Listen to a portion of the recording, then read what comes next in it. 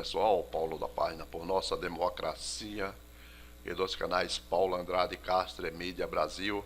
Gente, ó, pessoal, olha o que nós temos em tela aí.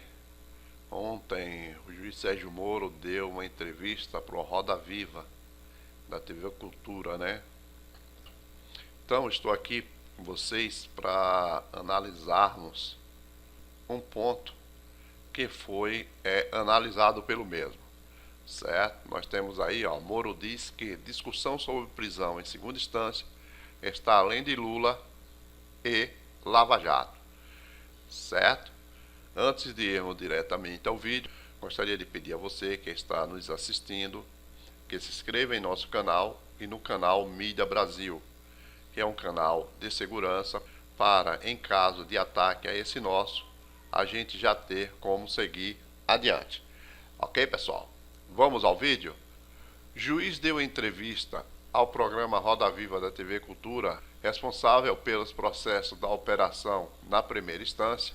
Moro afirmou que rever prisão após condenação em segundo grau seria um desastre, um passo atrás. Ok? Pasme, gente, pasme. Eu vou mostrar nesse vídeo que verdadeiramente eu acho que isso vindo de quem está vindo, do juiz Sérgio Moro, seria engraçado se não fosse trágico. E por que eu digo isso?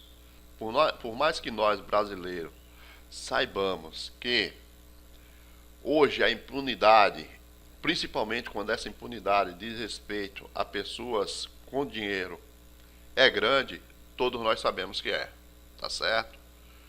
Mas o que nós não podemos deixar de ressaltar é que existe uma Constituição e essa Constituição está lá de modo claro dizendo que não pode haver a prisão após segunda instância. Tá certo? Isso é fato. Tá lá, tá na nossa Constituição. A gente já começa a se dar conta do que significa desrespeitar a nossa Constituição. Nós a desrespeitamos em relação ao golpe e veja o caos que estamos vivendo hoje. Fascistas no Sul agredindo pessoas com a polícia olhando e sem nada a fazer. O Rio em um caos total, certo? Diversos crimes bárbaros acontecendo no país. Ou seja, você sabe disso, nós estamos vivendo num país que a sensação é que é um país sem lei. E você não vai poder negar isso, certo? Isso tudo, gente, se deve ao golpe que sofremos. Porque neguinho naquele momento achou que eu brigava contra o golpe única e exclusivamente por ser contra o PT. Não. Eu brigaria contra um golpe desse tipo, sem prova, sem crime, fosse ele contra quem fosse. Então, de lá para cá, nosso país vem pagando um preço muito caro. Certo? Em 2016, os mesmos juízes, juntamente com mais alguns, ousaram desobedecer de novo a nossa Constituição e aprovaram a prisão após segunda instância. Naquele momento, muitos brasileiros, inclusive eu, não reclamamos, certo? Passou, nós deixamos passar. Porque a gente realmente se sente angustiado de ver pessoas cometendo crimes e não indo para a cadeia. Tá certo?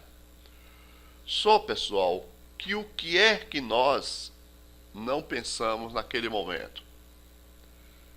Nós só pensamos do lado dos dois condenados, dois criminosos. Mas nós não pensamos do lado da justiça. Porque, vejamos, mesmo que a Constituição permitisse a prisão após segunda instância, seria necessário que a nossa justiça de primeiro grau e os nossos tribunais revisores de segundo grau, revisores de segunda instância, fossem dignos realmente de confiança. Fossem dignos de confiança. E aí, nesse ponto eu paro para ler o que diz o juiz Sérgio Moro, para depois eu continuar com vocês, para vocês entenderem aonde eu quero chegar. Vamos lá? Vamos nessa, vai. Vejam o que eu falei, fosse digno de confiança, não é? Vamos ler, vai. O juiz federal Sérgio Moro, responsável pelos processos da Lava Jato, em primeiro grau, afirmou na noite desta segunda-feira, 26, que as discussões envolvendo prisões em segunda instância vão além da operação Lava Jato, evidente, e da condenação do ex-presidente Lula, e que esperar o fim de todos os recursos para executar prisões de condenados seria um desastre. Preste atenção aqui, desastre.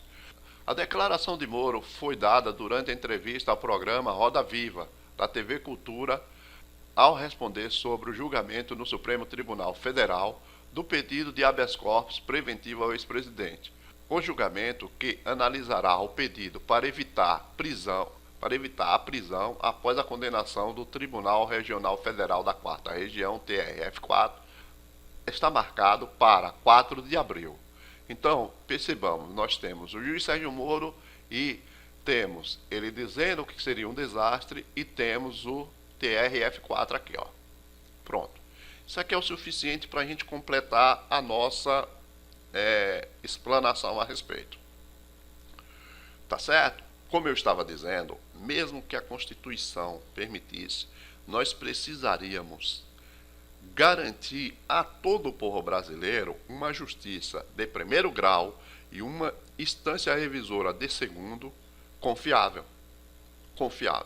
E é aí que a coisa se complica, porque neste caso específico do TRF4, eles dão causa, juiz Sérgio Moro, procurador de Curitiba e TRF4, eles dão causa para mesmo em caso de a Constituição permitir, o STF ter que intervir e impedir.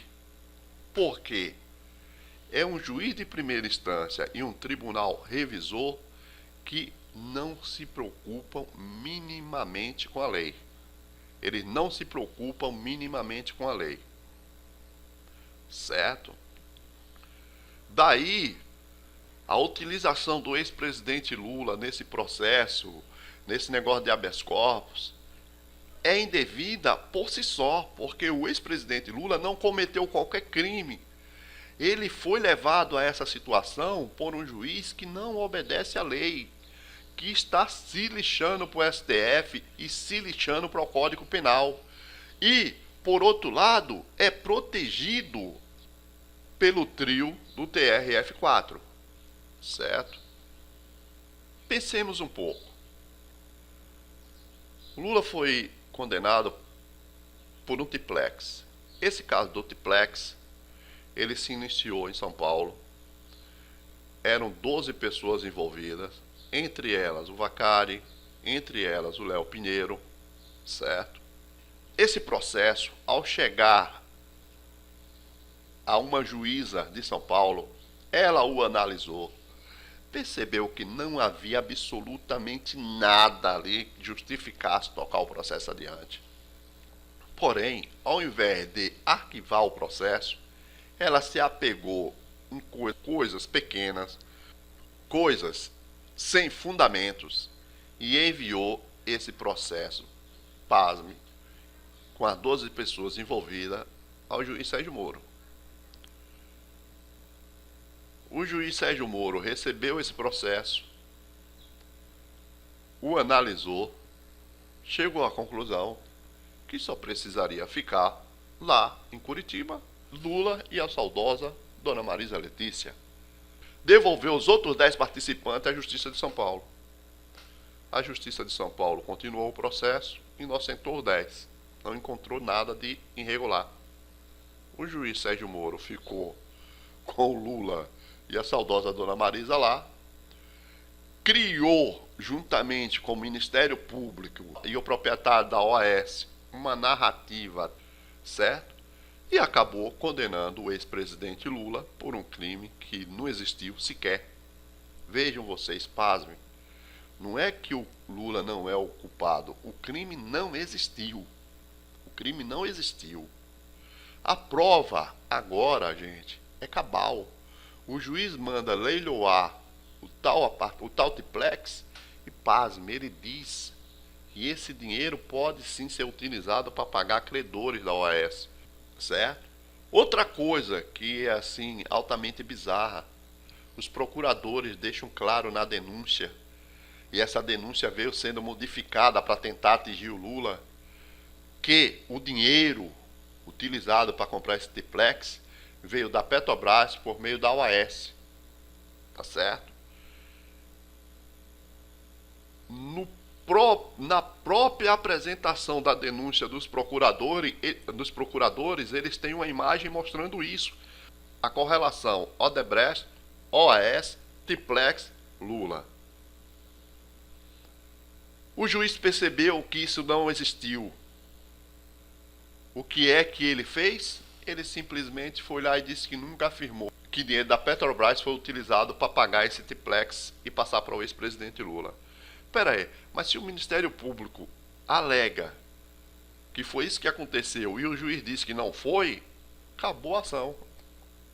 Mas assim mesmo, os caras tocaram a ação adiante. Tá certo? No decorrer dessa ação, aí vocês vão perguntar, Paulo, mas então, nesse caso aí nós já temos, primeiro,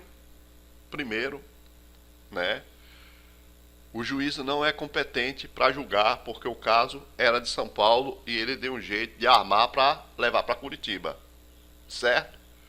Segundo, a acusação apresentada pelo Ministério Público não foi comprovada. O juiz, percebendo isso, cria a sua própria acusação, certo?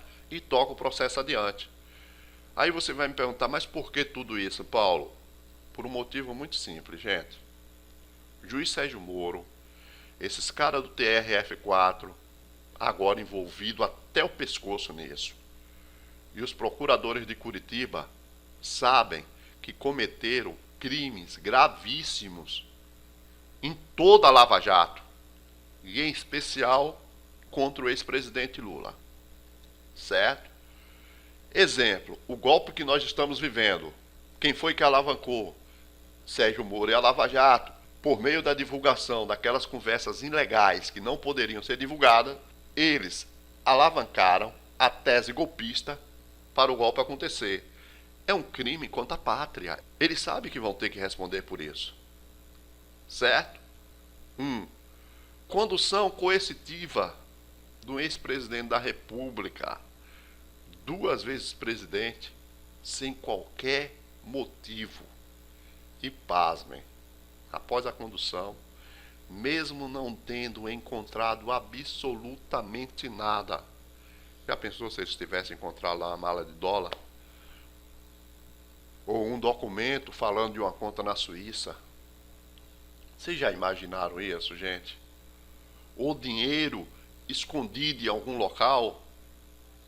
Vocês já pensaram nisso? Ou barras de ouro? Ou joias? Vocês já se deram conta disso? Eles fizeram uma batida, gente, na casa do ex-presidente, de todos os filhos, de todas as pessoas mais próximas, no instituto, e não encontraram absolutamente nada. Quer dizer, mas ali, ao invés de pedirem desculpa e pararem, eles cometeram um crime e autoalimentaram esse crime, tocaram o negócio adiante. Certo? Mais um crime. O terceiro, e assim, o terceiro crime, que é uma aberração em qualquer lugar do mundo. Gravaram o ramal principal do escritório de advocacia que defende o ex-presidente Lula. Ok? A desculpa Após a gravação, começou uma série de mentiras, começaram a mentir de forma assim descarada.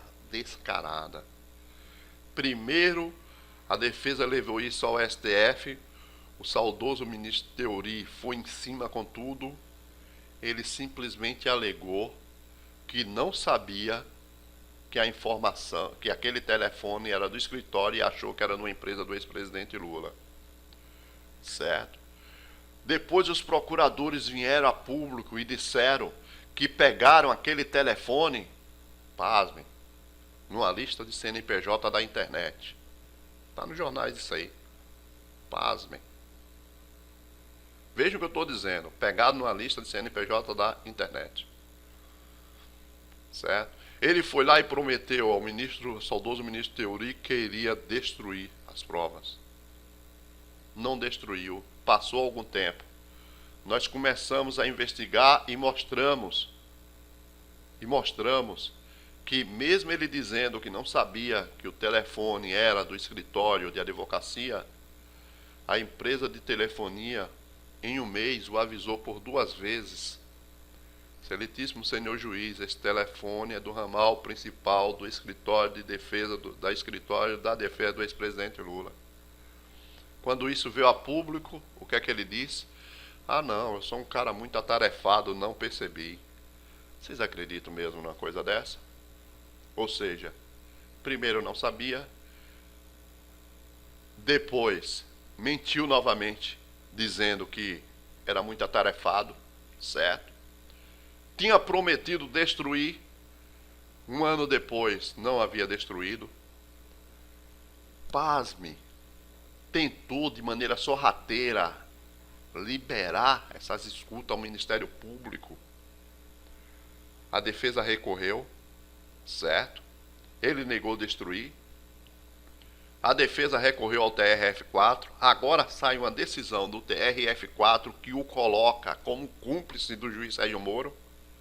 Porque na decisão o TRF4 manda destruir a prova, mas mente de forma assim descarada, alegando que não houve crime porque o telefone foi passado pelos representantes do ex-presidente Lula, como se fosse de uma empresa. Mente descaradamente, todo mundo sabe que não foi dessa maneira. Ou seja, se colocou desta forma como cúmplice do juiz Sérgio Moro. Já o era, mas aí se colocou de forma documental, deu a decisão e disse, mas não é crime porque isso aqui foi a defesa que entregou esse número. Não foi a defesa, foi o Ministério Público que pegou numa lista de CNPJ. Tá certo? Aí o TRF4 se colocou como partícipe nos crimes da Lava Jato. Ok, gente? Tem o caso do Tacla Duran. O cara mostra documentos periciados em que um padrinho de casamento do juiz Sérgio Moro sugere alterar uma sentença por 5 milhões. A pergunta que eu faço a vocês é: quem era o único capaz de alterar uma sentença na 13ª vara? Juiz Sérgio Moro. O padrinho de casamento do juiz Sérgio Moro diz que vai falar com um tal de Dedê para que eu mesmo intermedie e facilite o negócio. Quem seria esse Dedê? Ao ser solicitado ao juiz que convida o Tacla Duran a prestar depoimento, defesa do ex-presidente Lula fez o pedido, ele disse em primeiro momento, mentiu mais uma vez, que não sabia o endereço do Tacla Duran. Depois descobrimos o quê?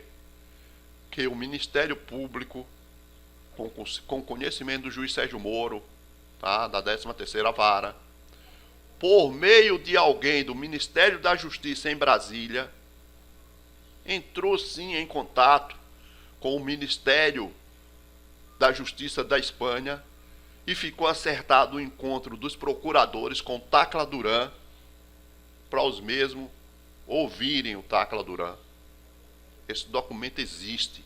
O Tacla Duran citou isso. O juiz Sérgio Moro, se aproveitando de uma carta rogatória que ele tinha enviado com endereço equivocado para a Espanha, e a Espanha devolveu dizendo que daquela maneira não seria possível, ele mentiu dizendo que não sabia o endereço do Tacla Duran, quando na verdade ele já sabia sim, já estava tudo lá. Ele mentiu de forma assim inimaginável. Ele disse com todas as letras que a mulher dele, a sociedade dela, com esse compadre dele, era uma sociedade que não envolvia trabalho junto e remuneração juntas. No caso, Tacla Duran. O que é que a gente descobre depois de um certo tempo? Que a mulher dele recebeu diretamente do escritório do Tacla Duran. Gente, isso tudo que eu estou conversando com vocês é coisa comprovada, não é nada, não é falácia. Vocês estão me entendendo? Não é falácia. Aí eu pergunto a vocês, como confiar em um juiz desse? Como confiar em um tribunal revisor de segunda instância que nega todos os pedidos da defesa do ex-presidente Lula em relação ao Tacla Duran? Como confiar? Aí você vai dizer, Paulo, mas é um caso isolado? Será? Deixa eu falar uma coisa para vocês. Eu fiz uma pesquisa sobre esse grupo da Lava Jato, dos procuradores, do juiz Sérgio Moro, do TRF4. Encontrei coisas assim assustadoras sobre os caras. Por exemplo, pega de 2004 para cá. O que é que nós temos contra os cidadãos? Em 2008, o STJ, uma outra turma que não é essa que hoje dá guarita para os caras através do ministro relator do processo da Lava Jato no STJ, Félix Fischer, que é outro que vai ter que mais adiante se explicar. É outro que vai ter que se explicar. Se essa ação da Lava Jato estivesse na mão de uma outra turma, que eu não lembro o nome agora, mas foi uma turma que em 2008, gente, percebendo o modus operandi criminoso da Lava Jato, do juiz Sérgio Moro e do TRF4, anulou. Nesse caso estava o DD, estava o Moro e o TRF4. Eles anularam uma ação completa dos caras. Os procuradores saíram batendo nos juízes do STJ, dizendo que os caras não sabiam nada de prova. Os caras foram anularam tudo por crimes cometidos por eles. Tá certo? Em 2013, gente, o juiz Sérgio Moro e o pessoal do TRF4, por meio de um habeas corpus impetrado no STF, eles passaram por uma das turmas e eles foram escrachados pelos ministros do STF. Inclusive, eu vou dizer a vocês, participou do julgamento, à época, o Gilmar Mendes, o Ricardo Lewandowski e o ministro Celso de Mello, decano. Tinha mais o saudoso Theory, e se eu não me engano tinha mais outro, mas eu não sei se esse outro estava no momento, eu não lembro bem, por isso eu não vou citar para não ser leviano, tá certo? Desses quatro que eu citei, os quatro foram unânimes em reconhecer ações totalmente ilegais do juiz Sérgio Moro, tá certo? Ficaram escandalizados e deixaram claro que só não iriam anular toda a ação, que era a ação do Banestado. Deixaram claro que só não iriam anular toda, porque causaria um grande prejuízo ao país se fosse anular. Mas o juiz decano do STF, ele não concordou. Ele insistiu que deveriam anular e punir de forma severa o juiz, alegando, e foi além, disse que o TRF4 não fez absolutamente nada para coibir os crimes cometidos pelo mesmo. Então, pessoal, dito isso, pessoal, fica evidente que juízes como Sérgio Moro e tribunais como o TRF4 justificariam, inclusive,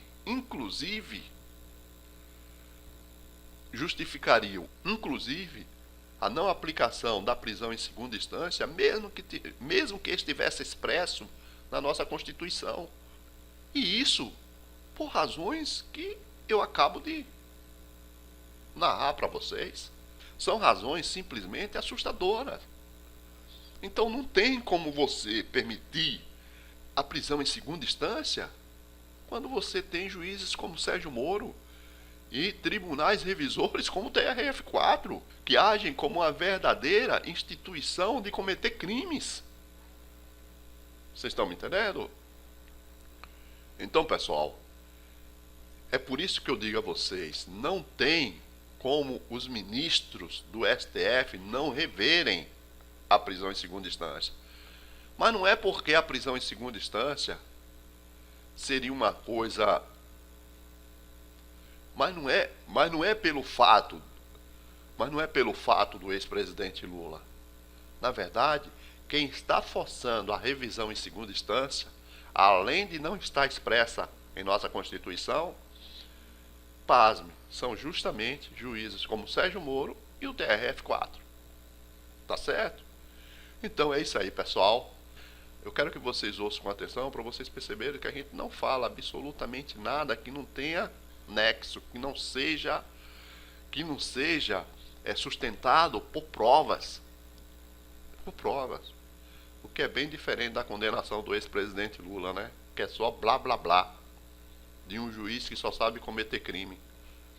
Que é protegido por um tribunal que só sabe cometer irregularidade para manter esse juiz em ação. Só que isso vai chegar no STF. Vocês sabem o que pode acontecer. E vocês sabem o que vai acontecer. Tá certo?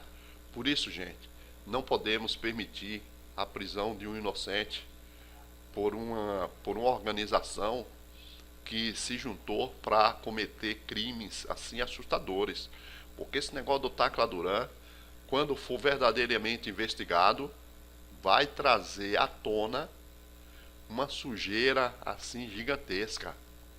Gente, as provas foram periciadas na Espanha, gente. Foram periciadas na Espanha. Não estamos falando aqui de blá blá blá. Tá certo? Então é isso aí, pessoal. Se inscrevam no canal. Quero dizer a vocês que essa explanação que eu estou dando é porque eu já estou trabalhando em um amicus curiae, tá?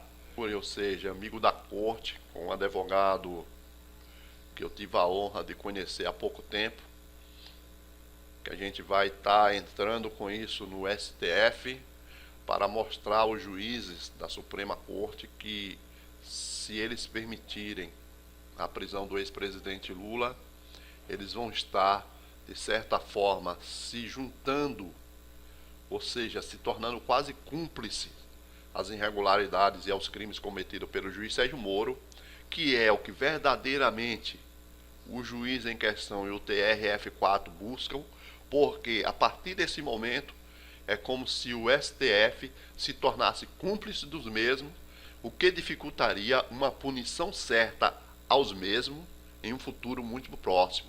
Então a jogada é essa, vamos fazer de tudo para o STF permitir a prisão, caso ele se torne nosso cúmplice. Ao se tornar nosso cúmplice, ele não vai poder nos punir, ou pelo menos com o rigor devido, pelos crimes que cometemos no início dessa ação. A gente vai fazer esse amigo da corte muito bem feito, protocolar, junto ao relator do caso, para a gente deixar na mão dele a certeza de que, você pode tomar essa decisão, mas aqui você tem de um lado um cara 2 vezes presidente do Brasil, que não tem uma condenação, e você tem do outro lado um juiz, uns procuradores e uma corte que só cometem irregularidades. Irregularidades essas que já chegaram aqui, já chegaram no STJ.